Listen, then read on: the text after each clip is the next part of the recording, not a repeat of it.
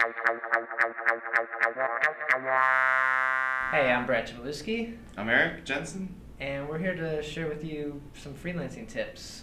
Now we know everyone does it a little differently, and so this isn't how everyone should do it, just kind of how we handle it and our thoughts on it. So Yeah, and we're anxious to hear from other people about how they do things because we're all trying to learn the best way to do it. yeah, so our first question comes from Jess, and she wants to know how do you handle payment terms, and what do you do when clients don't pay, or how do you follow up? Yeah, so personally, I try to work with a deposit up front for all new clients, and with some existing clients I don't have that because I have a trusting relationship with them, and that's just not the way the initial relationship was set up. But I try to do 25% down, and then the rest is collected after the project is finished. So that way I know they're serious, and there's still expectations for me to hold up throughout the process, and then I can receive at the end. Yeah, that's how I handle it. I get usually 50 or 30% down, depending on who they are and where they're from. Usually it's maybe overseas clients, I'm trying to get 50% versus someone here that I can get to and track to easier. Yeah. Someone who's in Singapore or China. But yeah, as long as there's money up front, I'm not too worried. Like, you got something to create this project, so even Right. if they disappeared, it's not You've got something to show for it. Yeah, it's not a total loss. Yeah. And then I know we've both had stories where people don't pay us, and we're having to deal with that and hound them, and Yeah. yeah, it's always a pain. I had a client, it was almost a year that wasn't paying, and after 30 days, I'm usually trying to follow up, like, hey, did you get that payment?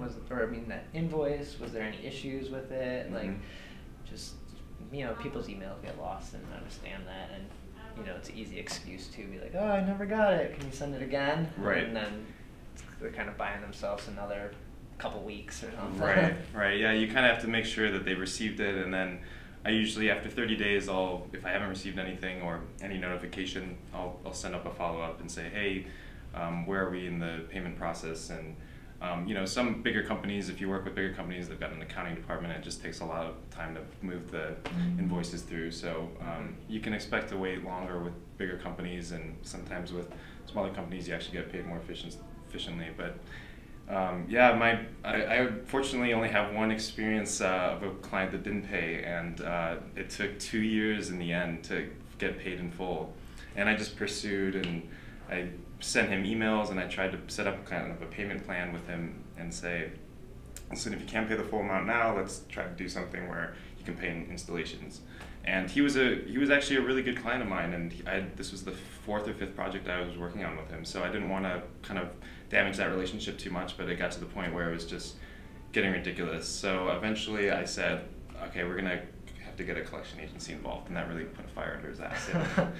And then he paid up. And that was more like it was more of a scare tactic at that point. Like, I've never took anyone to collections. People don't want to go to collections. No. And No, and I'm just a guy, and I don't want to get wrapped up in some kind of, just spend more time pursuing this. So it's really just to say, I am serious, and I haven't forgotten, and yeah. let's wrap this up. But yeah, I think if you get past that in 90 or even your 4 months, like, start emailing, calling on it every day or every other day, and call during business hours. Don't call like at 7 o'clock at night to just leave a message. Call when they're probably working. Yeah.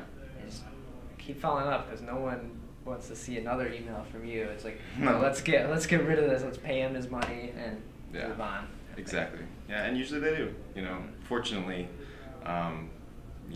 we've both been lucky, I guess, that most of our clients have paid well and paid on time. Right, So. and I think getting the money up front is important, Yeah. especially if you're freelancing and you're not working at a studio. Yeah. You're just on your own, you have to pay costs up front to do work. So. Yeah.